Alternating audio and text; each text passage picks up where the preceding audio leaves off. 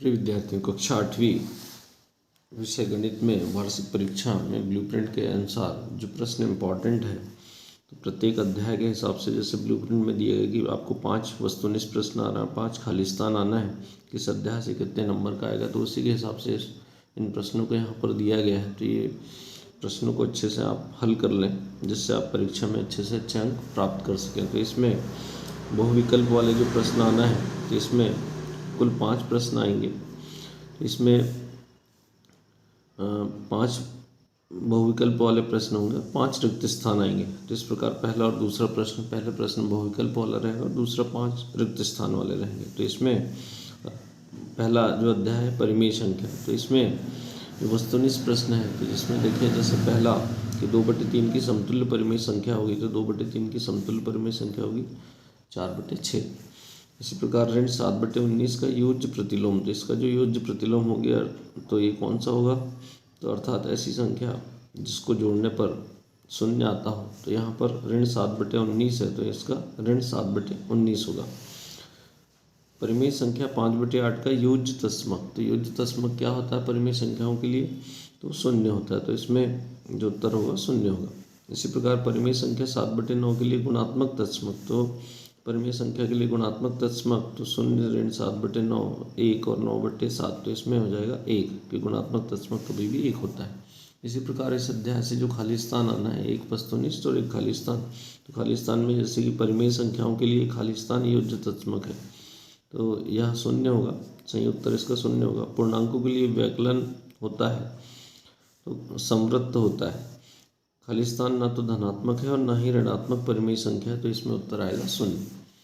इसी प्रकार इसमें अध्याय 2 एक चर वाले रैखिक समीकरण है, इसमें एक बहुविकल्प वाला प्रश्न आएगा। तो इसमें जैसे 3x धन 2 = 13 को हल करने पर x का मान होगा, तो यहाँ अगर इसको हम हल करेंगे तो ये इसका उत्तर होगा 11/3। इसी प्रकार हम x के तिगने और 12 का योग 13 है, 32 है, तो इसका समीकरण क्या होगा, तो x का तिगना मतलब 3x और इसमें 12 जोड़ना है, तो धन 12 बराबर 32, तो ये 32, तो इसका सही उत्तर होगा। निम्न में कौन सा समीकरण है, तो समीकरण कौन सा है ये हमको बताना है। तो यहाँ 15 = 5 धन 2x या 15 = 5 धन 2, 15 छोटा है 5 धन 2x से, 15 बड़ा है 5 धन 2 से।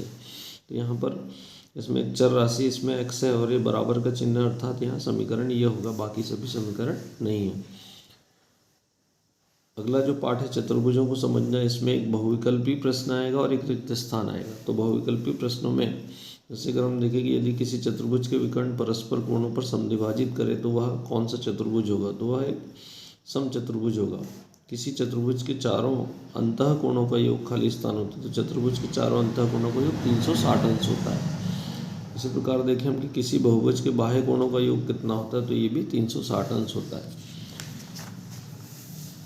इस अध्याय में जो रिक्त स्थान है, तो रिक्त स्थानों में अगर हम देखें कि केवल रेखाखंडों से बना सरल बंद वक्र खाली स्थान कहलाता है, तो ये बहुभुज कहलाता है। समांतर चतुर्भुज के सम्मुख कोण खाली स्थान माप के होते हैं, तो ये बराबर माप के होते हैं। समांतर चतुर्भुज के आसन्न कोण खाली स्थान होते हैं, तो ये समपूरक होते हैं। वर्ग के विकर्ण एक दूसरे को खाली स्थान पर समद्विभाजित करते हैं, तो ये समकोण पर समद्विभाजित करते हैं। आंकड़ों को समझना या आंकड़ों का प्रबंधन से इस अध्याय से सिर्फ एक रिक्त स्थान आएगा आपको परीक्षा में। तो संभावित रिक्त स्थान अगर हम जैसे यहाँ पर दिए गए कि संख्याओं के रूप में एकत्रित सूचनाएं खाली स्थान कहलाती है, तो ये आंकड़े कहलाते हैं। वह परीक्षण जो आंकड़ों में सबसे अधिक बार आता है खाली स्थान कहलाता है, वो बहुलक कहलाता है। एक पासे को फेंकने पर कुल परिणामों की संख्या होगी, तो जब पासे को फेंका जाता है तो 6 कुल परिणाम हो सकते हैं उसमें। इसी प्रकार एक सिक्के को उछालने पर पट आने की प्रायिकता खाली स्थान होगी, तो सिक्के को उछालने पर पट आने की प्रायिकता 1/2 होगी। एक खाली स्थान एक संपूर्ण और उसके भागों को संबंध दर्शाता है। तो वृत्तालेख या पाई चार्ट ये एक संपूर्ण का उसके भागों से संबंध दर्शाता है। इसी प्रकार हम वर्ग और वर्गमूल, इसमें से एक वस्तुनिष्ठ प्रश्न आएगा, वस्तुनिष्ठ प्रश्न आएगा बहुविकल्पी। इसमें अगर हम देखें तो किसी संख्या की इकाई का अंक 4 है, उसकी वर्ग संख्या में इकाई का अंक होगा। तो किसी संख्या की इकाई का अंक 4 है, तो उसके वर्ग करने पर क्या होगा, तो वर्ग में इकाई में 6 होगा, क्योंकि 4 गुणित 4 करेंगे तो 16, तो इस प्रकार से 6 होगा। 20 और 30 के बीच में एक पूर्ण वर्ग संख्या होगी, तो यह 25 होगी। किसी 6 सेंटीमीटर भुजा वाले वर्ग का क्षेत्रफल होगा, तो 6 सेंटीमीटर भुजा वाले वर्ग का क्षेत्रफल होगा 8 सेंटीमीटर का वर्ग, 16 सेंटीमीटर का वर्ग, या 36 या 26। तो यहाँ 6 गुणित 6 बराबर 36 सेंटीमीटर का वर्ग इसका क्षेत्रफल होगा। 225 का वर्गमूल होगा, तो 225 का वर्गमूल हम जानते हैं 10, 15, 16 और 17, तो इसमें 15 होगा। पूर्ण वर्ग संख्याओं के अंत में शून्यों की संख्या होती है, तो पूर्ण वर्ग संख्याओं के अंत में कभी भी जो शून्य होते हैं सम होते हैं, तो वो सम संख्या होगी। इसी प्रकार हम देखें कि राशियों की तुलना, इससे एक रिक्त स्थान आपको आना है वार्षिक परीक्षा में। तो रिक्त स्थान इसमें, तो वस्तुओं को बेचने पर सरकार द्वारा खाली स्थान लिया जाता है, तो बिक्री कर लिया जाता है। 20% भट्टे पर 100 अंकित मूल्य वाली वस्तु को विक्रय मूल्य होगा, तो 20% भट्टा अगर दिया जा रहा है, मतलब 100 रुपये में से 20 रुपये कम छूट उसको मिलेगी, तो 80 रुपये उसका विक्रय मूल्य होगा। माल और सेवा कर का संक्षिप्त रूप, तो उसको हम GST कहते हैं। निश्चित समय के बाद मूलधन और ब्याज को जोड़ने पर प्राप्त धनराशि को हम मिश्रधन कहते हैं, तो खाली स्थान में मिश्रधन आएगा। इसी प्रकार प्रथम वर्ष का चक्रवृद्धि ब्याज और साधारण ब्याज आपस में, तो खाली स्थान होता है तो बराबर होता है। कभी भी प्रथम वर्ष, एक ही वर्ष के लिए अगर चक्रवृद्धि ब्याज निकाला जाए या साधारण ब्याज निकाला जाए तो दोनों बराबर होते हैं। इसी प्रकार हम देखें, अगला पाठ है घात और घातांक।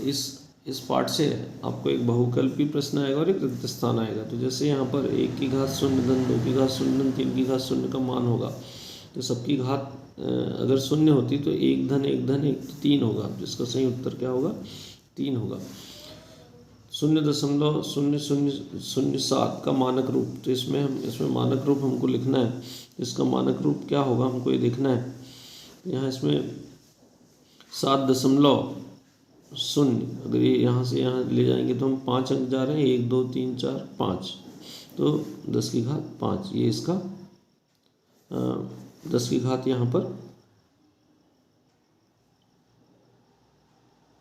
-5 होगा। इसी प्रकार हम देखें 27 की घात 2/3 है, तो इसको हल करने पर इसका मान क्या होगा। तो इसको अगर हम हल करते हैं तो इसमें जो उत्तर आएगा वो D इसका सही उत्तर होगा। इसी प्रकार -3/8 की घात -5 है, तो इसका मान किसके बराबर होगा।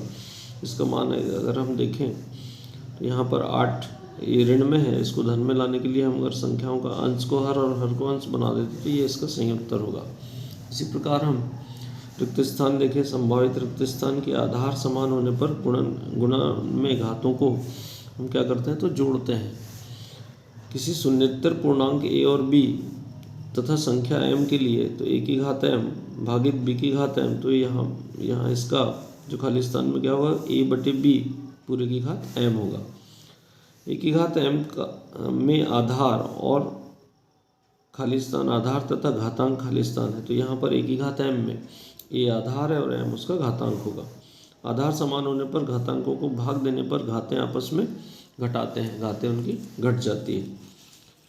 इसी प्रकार हम अतिलघुत्तरी प्रश्न, अब जो प्रश्न इस अतिलघुत्तरी प्रश्न जो आना है, तो ये चतुर्भुज को समझना, इस पाठ से 2 अंक वाले जो अतिलघुत्तरी प्रश्न आना है। अतिलघुत्तरी में कुल 6 प्रश्न आएंगे, तो ये जो चतुर्भुजों को समझना है, तो इस पाठ से जो संभावित प्रश्न है, तो ये यहाँ 4 प्रश्न दिए गए हैं। इन चारों प्रश्नों को अच्छे से हल कर लें। इसी प्रकार घात और घातांक, इससे एक प्रश्न आना है, तो इसमें अतिलघुत्तरी में यहाँ पर आपको 4 प्रश्न दिए गए हैं। इन चारों प्रश्नों को हल करके देख लें।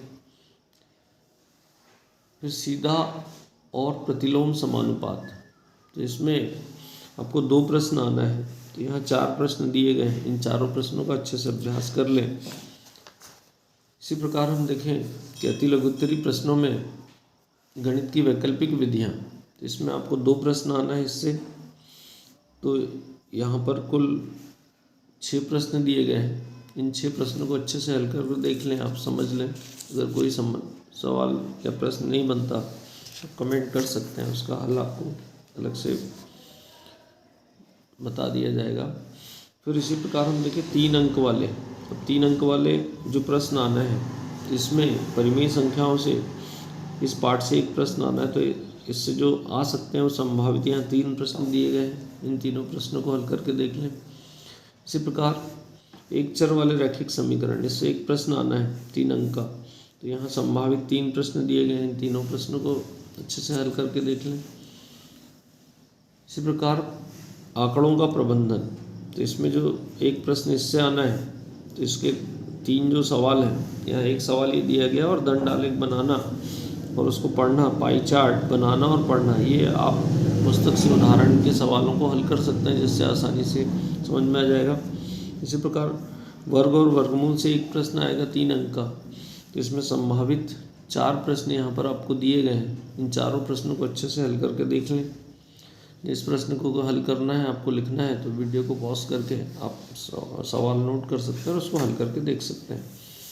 इसी प्रकार हम देखें कि लघुत्तरी प्रश्न 3 प्रश्न आएंगे लघुत्तरी, तो इसमें जैसे घन और घनमूल, इससे जो आएंगे तो इससे संभावित 3 प्रश्न यहाँ पर दिए गए हैं। इसी प्रकार पाठ का नाम राशियों की तुलना, तो राशियों की तुलना, इस पाठ से जो संभावित 3 प्रश्न यहाँ पर दिए गए हैं, इन तीनों प्रश्नों को अच्छे से हल करके देख लें।